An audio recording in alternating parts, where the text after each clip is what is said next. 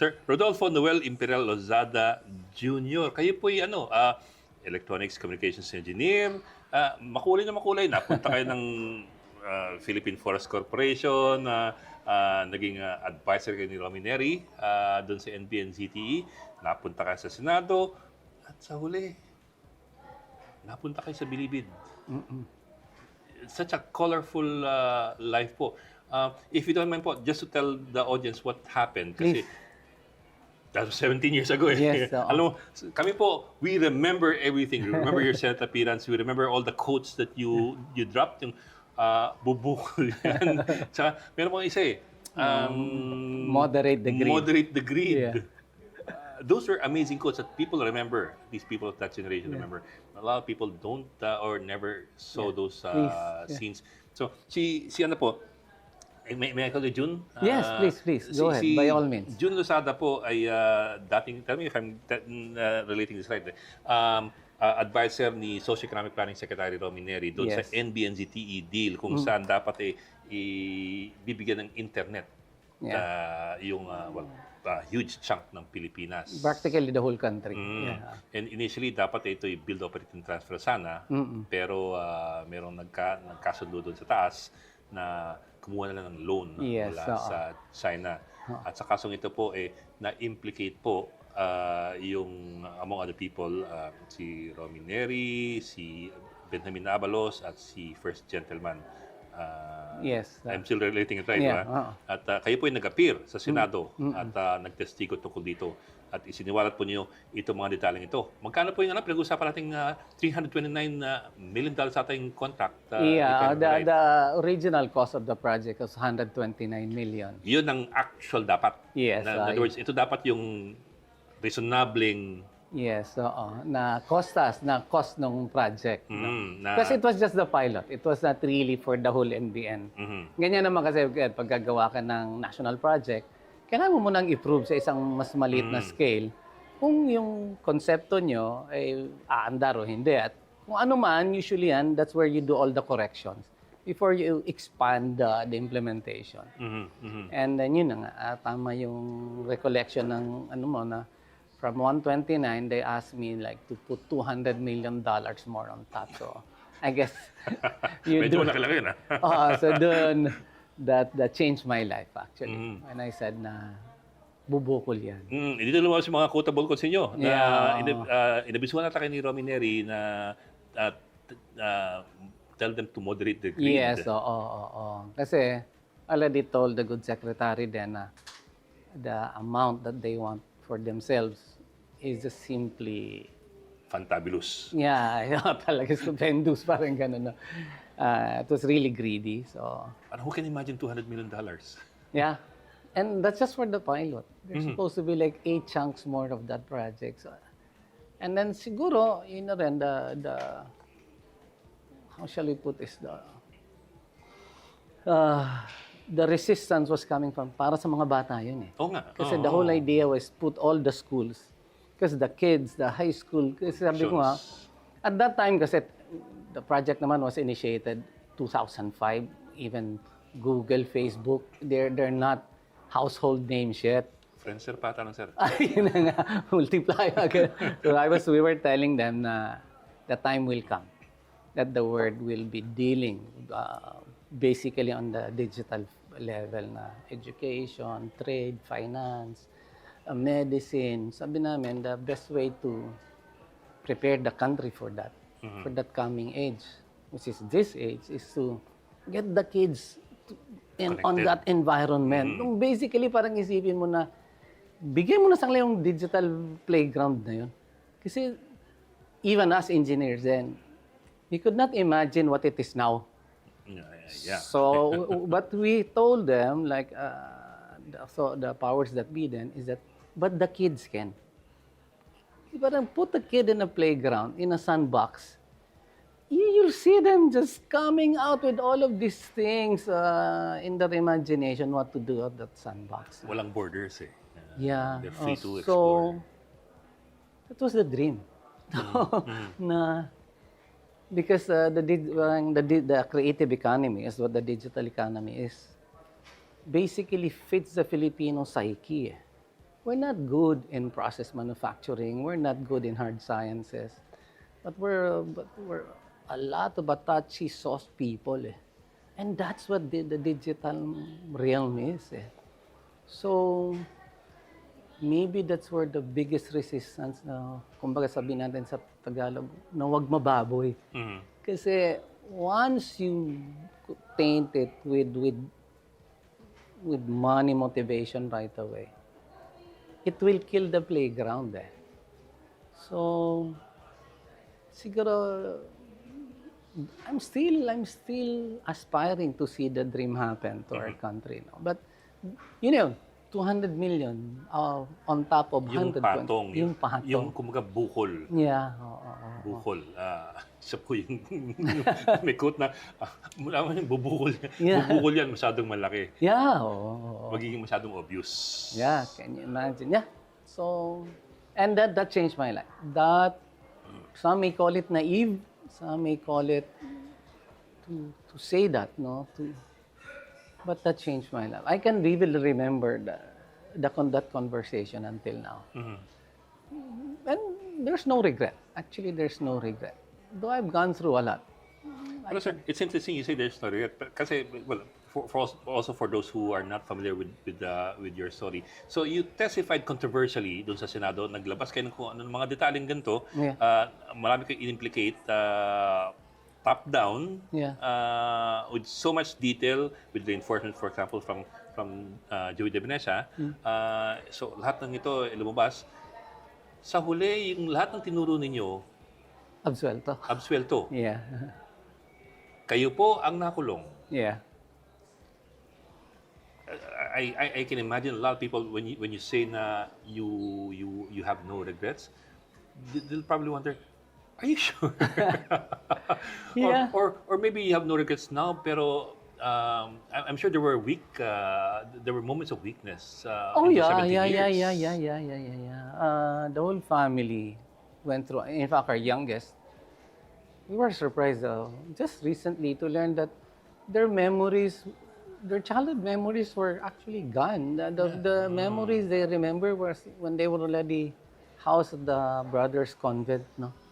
So parang we didn't realize that the impact to our kids, no? Yeah. So not just me, the whole family suffered. Yan din ang ano ko na true, there were moments of weakness. There were dark moments, no? Very dark moments, no? Only with God's grace. Maybe not moments of weakness, baka moments of vulnerability is more appropriate. Yeah, let's just put it at those were dark moments. Very dark. So, how are the kids now? uh, How is your wife now? they're all recovering. In fact, one of the Lasal brothers has counseled us to do a family council, no, to have a counselor, kasi it's still too fresh.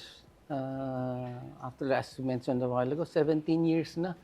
So our youngest is like 23. So they were like 6 years, old when their life was thrust into chaos. No, so a lot. So that's also my prayer to the Lord. No, that to give these children victory over everything that they have gone through.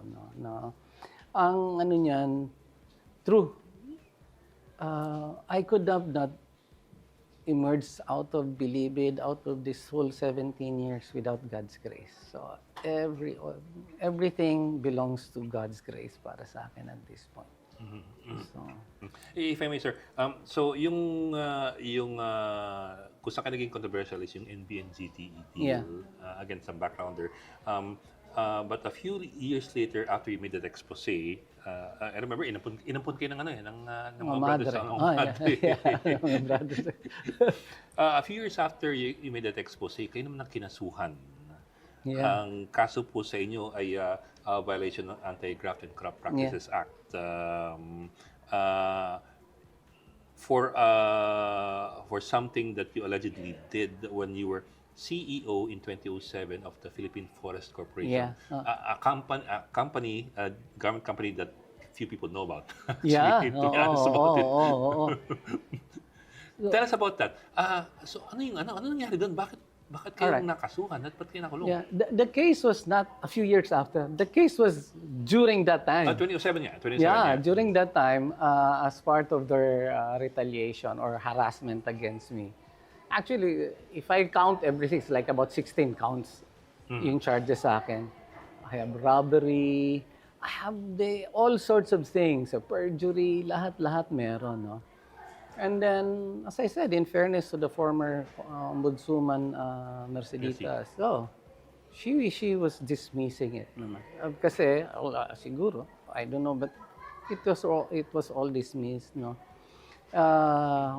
What one case sort of was carried over to the Aquino administration, no nga. And then that's where that case was actually elevated to the Sandigan. So suddenly they found a probable reason for it. No? So, probable cause. Probable cause, no? So which surprised a lot of people because they were thinking that during the Aquino administration, they'll be more sympathetic to people like me. But the reality was not, no? So and then I was convicted during that period, no?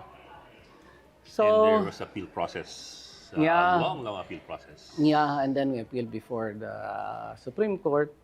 But anyway, we were convicted not of the original charge of graft.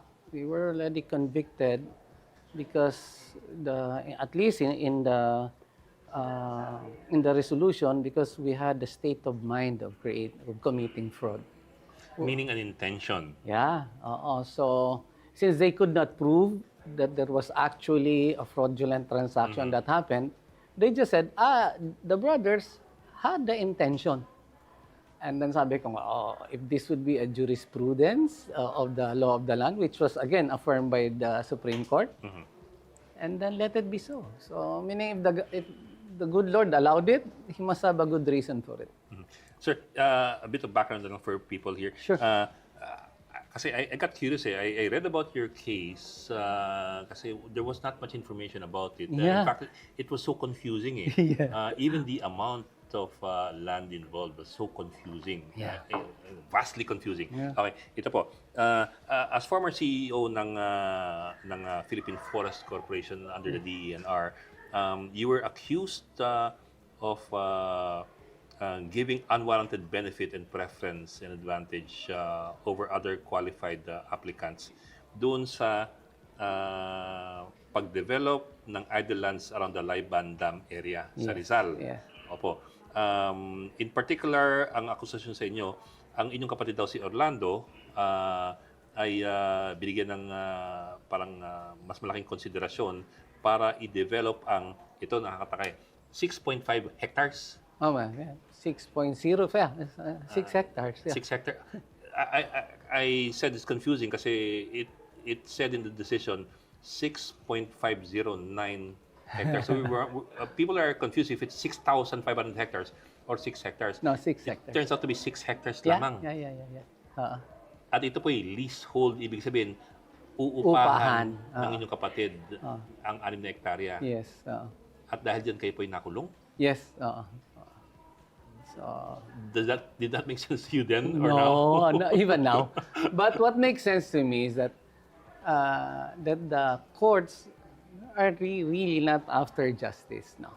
So yan ang ano ko. I'll repeat it again that this has proven to me that we don't have a justice system, we have a legal system. Because justice is what is just, what is fair, what is good. And in our country, even if it's not just, not fair, and outrightly bad, but if it was ruled by a judge, then becomes legal. It becomes legally binding. So that's why you see all of these fantastic rulings, even by the Supreme Court, Sandigan, exonerating people who are like obviously caught with their hands like the cookie jar. Yeah, in the cookie jar. And believe it, I have people with me who were there just because they stole like 6 pieces of coconuts for the meal of the family. For You mean believe it? Yeah, oo. So, ganun ba? nakulong dahil kumuha ng 6 na pirasong nyug. Yeah, oo. Meron kami ron na kumuha ng manok, gano'n, o yung pato, nandun. So, and then to see those who are in power, those who are in authority, and just to see me, I personally know, taking hundreds of millions of dollars and then still there, sitting in power with all the titles. That concludes for me na. Meaning, this is, hindi na to, Ed, some suspicion or some, no, this is really a conclusion that I'm living. Parang surreal sa inyo. It is. Di ba minsan parang Yeah. nasusurreal Meron talaga. doon, kasama tao ko na nagtatricycad lang siya. He bought this phone for about 700 pesos. And only to find out that phone pala was stolen. Okay. So, na-trace sa kanya, Anti-fencing law ginamit. anti-fencing. So, 6 na taon yung bata sa taon? Bilibid, no? So, yeah, so, para sa akin, yung ganitong sistema, hindi to, kumbaga, hindi ako, Ed, na, sasabihin ko lang, hindi to katanggap-tanggap sa akin. I'm sure sa marami rin tao, at God willing that He'll give me the opportunity to do something about it. Yang sistema ng legal dito, yan talagang kailangan. Yan ang ugat ng pagduro. Kaya dito, kakita mo pagka merong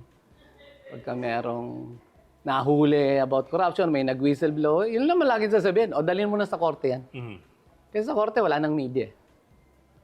Pag wala nang media, wala na. No? So, anything can happen. Parang kumbaga sa PJ niyan, anything is possible na.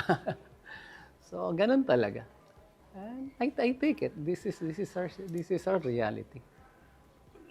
But you know, it's hard to compare yung kaso ninyo 6.5 hectares na unconsummated. Yeah. And even then, it sounds more like if at all conflict of interest, if at all. Yeah. Not exactly corruption, but No, more conflict of interest versus yung allegations ng $200 million. Kaya yung tinuturo nga doon sa tawanan doon sa Bilibid. Sa Pilipinas, magnakaw ka ng 100 milyon o bilyon-bilyon, laya ka. Magnakaw ka ng ilang pirasong nyog, kulong ka. Di ba? So, how can we teach our children right if this is our reality? It reminds me so much when during that time na sa Baguio kami nagsasalita ni Tito Cory, there's this professor from one of the universities in Baguio na ang tinuturo niya moral philosophy. He voluntarily resigned kasi pag tinatanong siya ng mga estudyante niya, kasi he was teaching moral philosophy. What is morally right? At pag tinatanong siya ng mga bata, ba't ganun? Kung yan sinasabi mo, ba't ito nangyayari? Since he could not answer it, the poor fellow just decided, magre-resign na lang ako kasi hindi ko masasagot ng tama yung mga bata. So, that's the sad affair of our country. That those who want to stand up for what is right, will just quit. Maraming, I will say that there's so many good people trapped in the system of government. So, I call it trap because when they came in naman sa gobyerno, kami gusto naman talaga namin magsilbi sa bayan eh. Gusto namin makita yung bayan, pangarap ni Rizal, ni Bonifacio. Pero yun na nga, pag naipasok ka at uutusan ka ng masama, no? So yung iba, they'll be trapped. Kasi pag sumunod ka na sa maling utos, nahulog ka na sa patibong ng demonyo talaga. Hindi ka na pwedeng kumawala ron. The other side of it would of course be parang everybody's doing it naman. Exactly. So then meaning not because everyone is stealing or doing it, it becomes right. Alam mo, napakadaling mag-rationalize talaga. That's why kanina many people feel awkward talking about the devil. It's one topic that I really sort of saw clearly with my own eyes and experience how the deceiver is really clever. I've seen it. And yun na nga. So, it's so easy to deceive yourself. Just like what you mentioned. If everyone's doing it, ba't di ko gagawin? Magiging atok da Colombo pa ako, magiging kontrabida pa ako. Anong panahon? Magiging Lozada ka.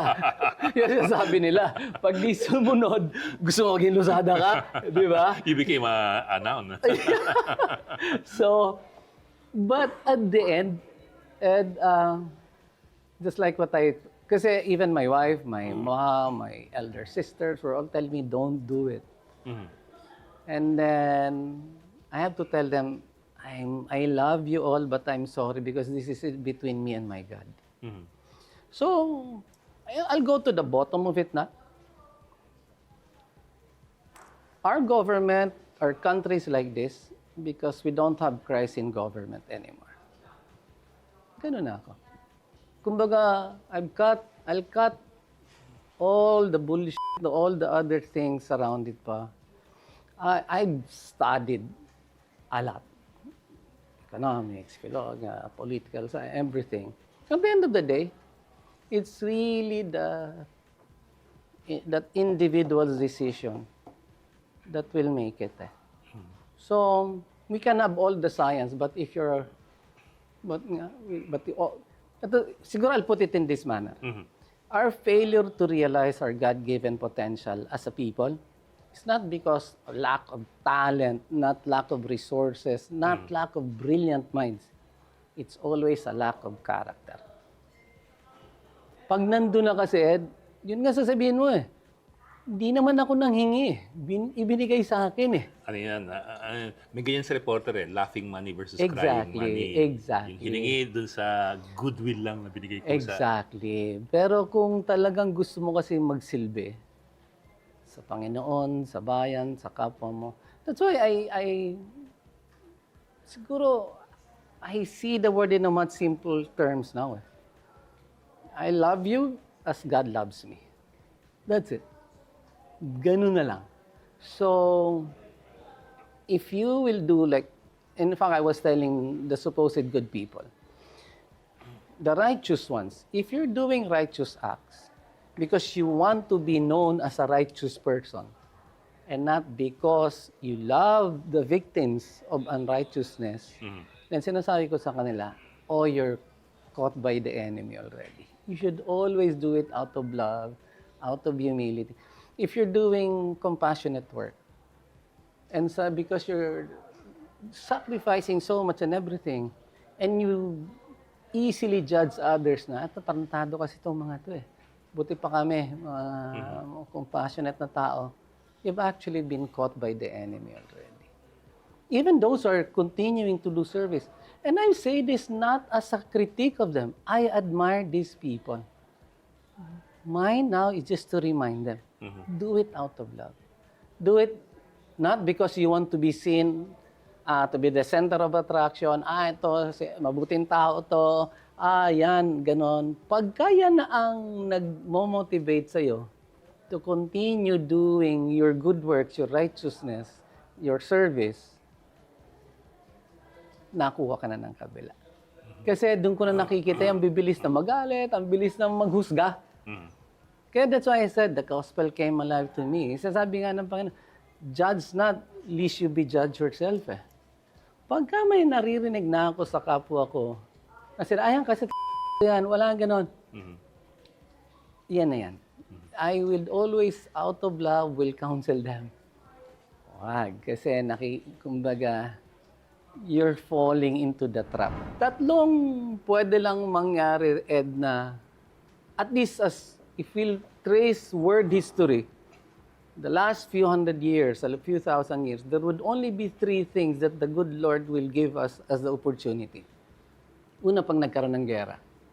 Many people will look at war as a bad thing to happen. But for a bad country like ours, a war will be good because it will break apart the political and economic structure now. When an invasion happens, we always look at invasion as something bad. Kasi sila yung mga unang tatakas Mga magnanakaw, yun ang unang tatakas. Kasi sila maraming mawawala. Sila may pamasahe. Sila may sariling aeroplano. Di ba? And third, when a revolution or a dictator, a benign dictator would come, yun ang aabangan ng mga Pilipino. Kasi yun lang tatlong yan ang pwedeng gumiba ng sistemang politikal at sistemang ekonomiya ng bansa. It would be naive for any group to ever think that they can break apart that vicious cycle of political interest and economic interest. Hindi ko to sinasabi as defeatist tayo na hindi natin kayang talunin yan. The case was not a few years after. The case was during that time. 2007 yeah. 2007, Yeah, during that time, as part of their retaliation or harassment against me. Actually, if I count everything, it's like about 16 counts yung charges sa akin. I have robbery, I have all sorts of things, perjury, lahat-lahat meron, no? And then, as I said, in fairness to the former ombudswoman Merceditas, she was dismissing it naman. Kasi siguro, I don't know, but it was all dismissed, no?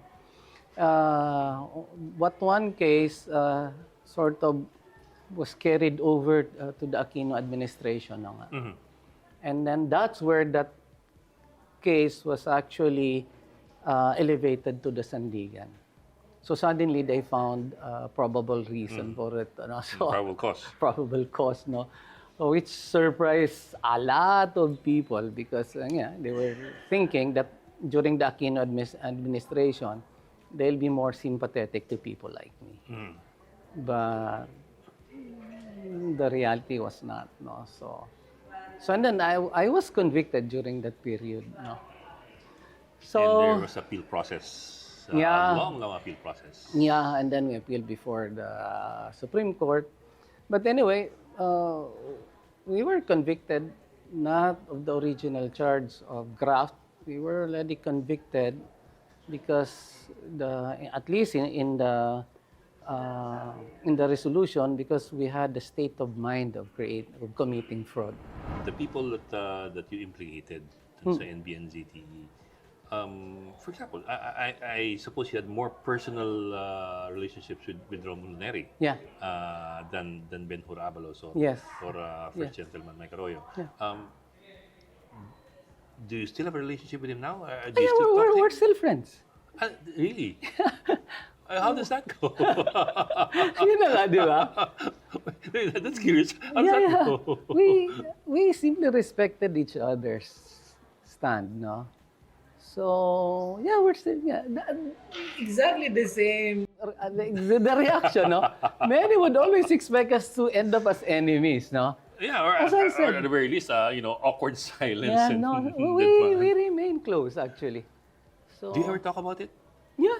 And the way we talk about it is, we respect each other's stand, no? Ganun na nga eh. Ganun ang... Kasi kung lagi kang makikipag-away, hindi maayos ng bansan to eh. Yeah, that's true. Di ba? Yeah. So hindi naman it's not also that I condone what's right or what's wrong, no? No. I will always stand up for what is right.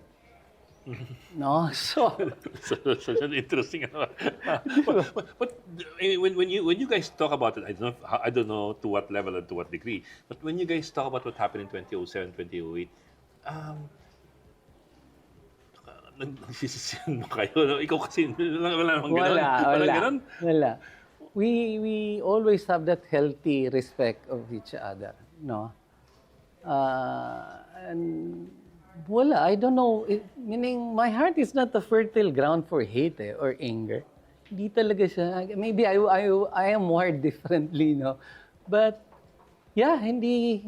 There's even no awkwardness about it, no? Does he? I mean, you apparently don't have regrets, but does he have any regrets? Oh, I cannot speak for him, no? That's how fair. I cannot speak for him, but... I just had to ask. Yeah. He just, I guess I can see naman that he respected my stand, no. Well, you should. Yeah. It shouldn't be the other way around, di ba? Yeah. So, ganun lang, Ed. So, as I said, I learned, how shall I put this, to accept people and respect people's. We're all going to die anyway. Okay? All of us will travel our own personal journey towards God, no? So each one in their own respective path. He has chosen his, I have chosen mine. Okay, the other guys, sabagay wala kayong masyadong, I suppose, interaction with Ben Horabalos. Wala. With Benjamin, not sorry, Benor. sorry, Yeah. not Ben Horabalos, not the mayor pala. Benjamin Horabalos, former COMELEC chairman. Yeah. How do you feel about them? None. Nothing at all? No, yeah. I don't allow any of those personalities to matter in my life. No, as I told my wife and my family, it was between me and my God. So, yeah, each one has a role to play. I asked po kasi, ito, ang decision ng Sandigan Bayan at Supreme Court, they were acquitted by the Sandigan Bayan. The ruling was that the evidence does not sufficiently prove that they benefited. The prosecution had no sufficient proof that Abalos brokered for a fee. Yeah. So may mga ganung ano. Can you imagine that, no? For them, look at that. Meaning, if I'll just quote or just pick up from what you said, no? Apo. For the powerful, there must be a proof. For the weak, all it needs is a state of mind. Di ba? So, dyan mismo sa binasa mo. Unconsummated intention. Yeah, meaning whatever. So just, you can be accused of having an intention to commit fraud. But for the powerful, there must be proof. Di ba? So, that tells you the weighing scale of the legal system really weighs heavily on those who have money. Because for them, there must be proof na gumawa sila ng mali. Pero sa mga mahihina o sa walang pera, ang kailangan na lang sabihin, kasi binalak niya, naisip niya. Can you imagine that, no? Magpa-lease ng 6 hectares. So, kaya... Nababayaran ng co-accused ninyo. Hindi mawawala sa amin na wala kami respeto sa mga korte. No? Dahil nga sa sarili naming karanasan, no? At saka sa karanasan ng marami kong kasama sa Bilibid. So, but that's as far as that's the first level. The second level is this, di ba? Umandar yung kaso laban sa ng panahon ni Pinoy. Yes, Was it ever clear to you why that happened or how that happened? Oh, yeah. It was. It was very clear to us. But I hope to honor na lang his memory and his mother's memory, allow me not to speak about it. Sure. No? Not even in more ambiguous terms. Kasi, like you said, you were expecting, and I suppose a lot of people are expecting, na including the change, religious, especially for your case, pagpasok ni Pinoy. I know you hesitate to talk about it. I'll leave it to you lang how much you're willing to say. Sige, ganito na lang siguro. It was not a question of principle. It was not a question of what is true. Let's just put it was a personal reason by the former president. Okay, sige. I'll leave it at that. So, in 2016, I think nagka-desisyon yung Sandigan Bayan, di ba? Sandigan Bayan came down with a decision and then you appealed with the Supreme Court. Yes. Your case. The decision, of course, Sandigan Bayan in 2016 was that you are guilty of violating the Anti-Graft and Corrupt Practices Act. Yes. In 2022, meron ng arrest warrant sa inyo. Yes. At yun po yung taon na kayo po ay sumuko.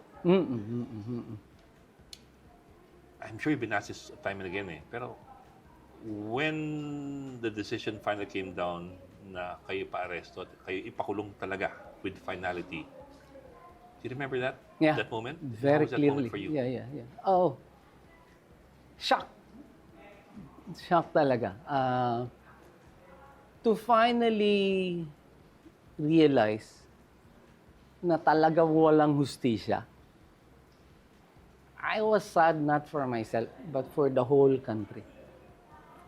Na ang naisip ko na without, I hope like I will make this very clear without parang making myself suspect. Pero sabi ko, kung ako nga na napaka-high profile, nabaliktad pa rin nila. May bodyguard na mother. Oo, paano na yung pangkaraniwang tao na hindi man lang na media yung kanilang kaso? So I knew everyone's goose was cooked. Diba, kung sa akin nga, kumbaga, nabigyan ng tamang pansin ng taong bayan, ng media, kaya pa rin baliktarin. Paano lang yung pangkaraniwang tao? And yun ang nakapagpalungkot sa akin. And nung nasa bilibid na ako, na makasama ko yung mga tao ron, na ganun nga. And then, doon siguro nanggagaling yung apoy sa dibdib ko. Na hindi ito yung bayang pinagkaloob sa atin ng Panginoon Diyos. Kapag tinanong ako nung kasi nagtrabaho na ako sa gobyerno, nagtrabaho sa pribado, inikot-ikot ko ang bansang to. Punta kami sa DBM, alam ko gaano karaming pera ang bayang ito, gaano yung pagdurusa. Yung mga OFW naman talaga bumubuhay sa atin. Huwag na natin paikot-ikutin pa eh. So, at makikita mo na ganun pa rin. Dusa pa rin lahat. I almost said something na hindi ko dapat sabihin. Pero doon ko na, kumbaga, doon ko nakuha yung konklusyon na hindi talaga to yung bayang pinagkaloob ng Panginoon sa atin. Ito yung bayang latak na lang ng mga demonyo na sumisira ng gobyerno natin. At kung gano'n na, kilala ko na ang kalaban. Kaya sabi ko nga, huwag magagalit sa kapwa lang, gano'n. So, I don't know, Ed, I see things in a very different light now. No? I can imagine. Yeah. With your experiences and... Yeah. So, talagang hinihirasyon Pilipino. Lulubog at lulubog to. I was telling one of my close friends, one of your mga kapatid mo sa media, na the country is now going through its natural course. Lulubog lang at lulubog ito. No matter what. So, and as history would prove, hindi lang naman tayo unang bansa na dumaan sa ganitong, kumbaga, pagdurusa. Maraming dumaan. Yung France, kaya nagkaroon sila ng Bastille. Yung America, kaya nagkaroon ng 1776. Yung sa Japan, that's why they had a major restoration. Tatlong pwede lang mangyari, Ed, na at least as if we'll trace world history, the last few hundred years, a few thousand years, there would only be three things that the good Lord will give us as the opportunity. Una, pag nagkaroon ng gera. Many people will look at war as a bad thing to happen. But for a bad country like ours, a war will be good because it will break apart the political and economic structure now. When an invasion happens, we always look at invasion as something bad. Kasi sila yung mga unang tatakas eh. Mga magnanakaw, yun ang unang tatakas. Kasi sila maraming mawawala eh. Sila may pamasahe. Sila may sariling aeroplano. Di ba? And third, when a revolution or a dictator, a benign dictator would come. Yun ang aabangan ng mga Pilipino. Kasi yun lang tatlong yan ang pwedeng gumiba ng sistemang politikal at sistemang ekonomiya ng bansa. It would be naive for any group to ever think that they can break apart that vicious cycle of political interest and economic interest. Hindi ko to sinasabi as defeatist tayo na hindi natin kayang talunin yan. Kumbaga, kaharian na ng Diablo yan eh. Saan ka naman nakakita? Pagkain na mahihirap, kukunin mo. Pag pera ng mga may sakit, kukunin mo. Yung pera ng mga bata na mag-aaral, kukunin mo. Lahat kinukuha na nila eh. Pera para ron sa mga sinasalanta ng baha, kukunin mo. kukunin lahat yan hanggat wala nang maiiwan. No? But I'm saying this, not until people will learn to call on God, meaning magpakumbabang loob na hayaan ng Panginoon ang manguna, hindi yung sarili nilang, hindi natin kayang gibain yan. Ano yan? Wala ako nakikita ngayon kahit sinong tao na sarili niyang kakayahan, sarili niyang karisma, sarili niyang talento, kayang gibain yan. Only that person or group who would dare humble themselves and call on God. Panginoon, di na namin po kaya itong mga demonyon to. Tulungan niyo kami. Hanggat hindi matututunan yan, patuloy pa rin mag-ahari ang dilim sa atin. And I say that with full conviction because I've gone through it. I've seen it. At nakakalungkot. Ngayon, when will it happen? In God's time. But whatever, etong kadiliman na to, kahit sinong ipalit mo nang ipalit yan, tutuloy at tutuloy pa rin lang naman yan eh. Kumbaga, it's the same kingdom. No, it's a kingdom of the enemy. Kahit sino pang ilagay niya dyan, siya naman naglalagay dyan eh. So, patuloy ito. Ang kinalulungkot ko lang at talagang masakit sa kalooban na makita mo yung mga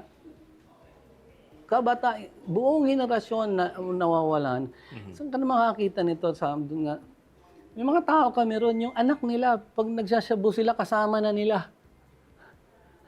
Bakit? Para wag magutom.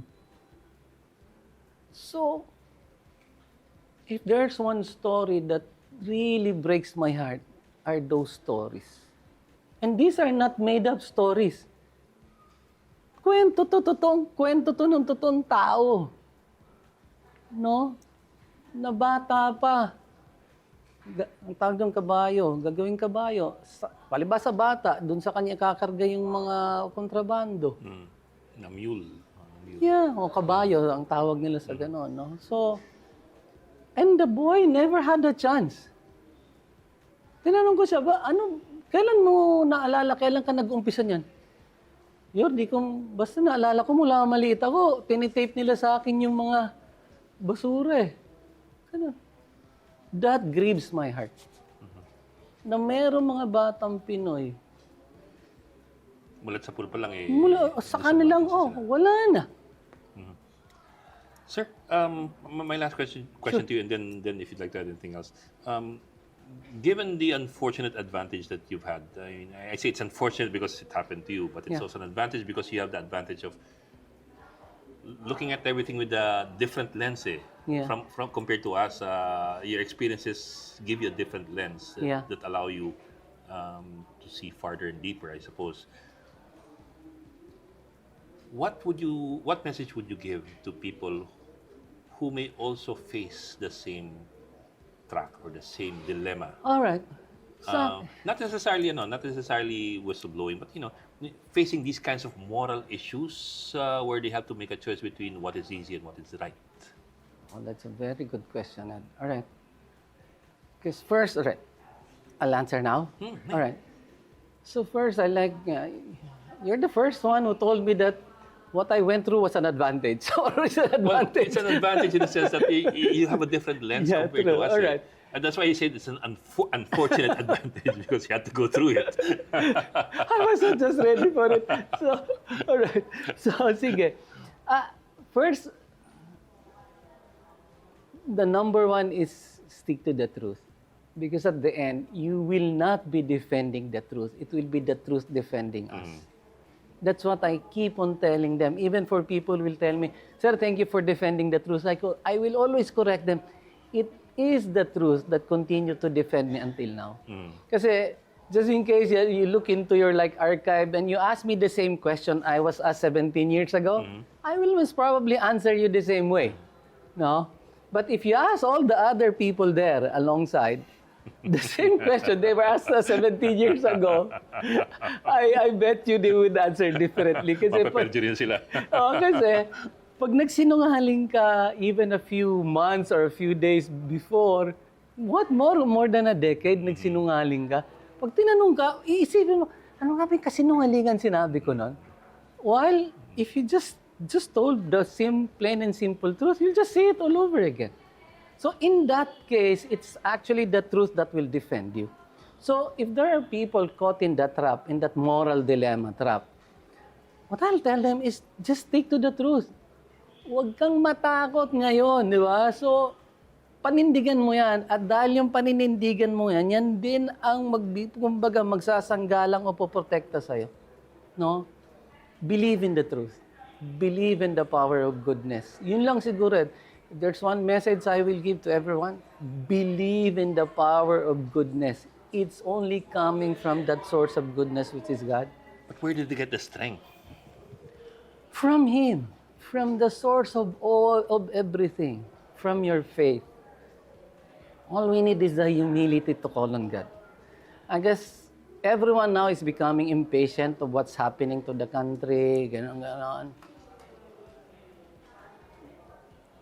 Call on God. Yun lang masasabi ko. Where do I draw the strength?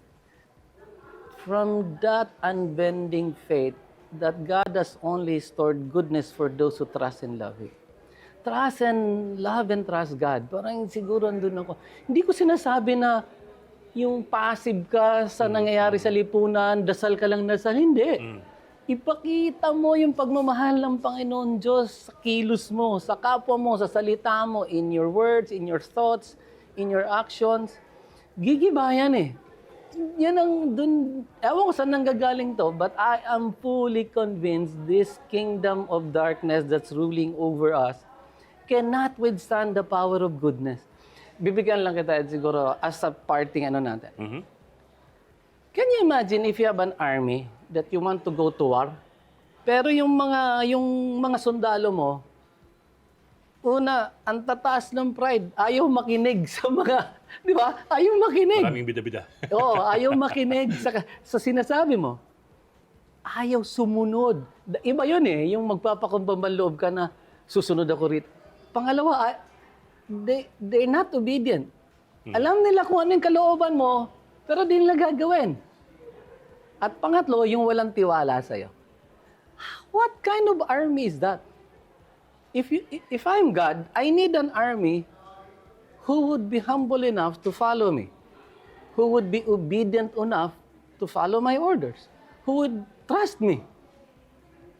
Kung ang sundalo ko, ayaw makinig sa akin, ayaw sumunod sa kalooban ko, ayaw magtiwala sa akin, anong klaseng sundalo yan?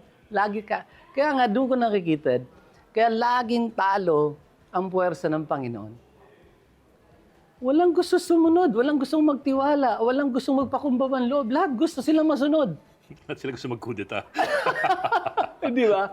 Kaya walang sandatahan, walang hukbo ang Panginoon sa lupan to, sa bayang ito. Clearly, He has a soldier in you. Amen. Thank you very much, sir. A pleasure talking to you. A pleasure seeing you. Oh yeah, it's a joy to be here. No? Thank you for... This was unimaginable a few months back. Thank you for everything, sir. Si Jun Lozada po, maraming salamat, sir. Ingat po parate. Okay, maraming salamat din, Ed. Sana hindi ito yung huli.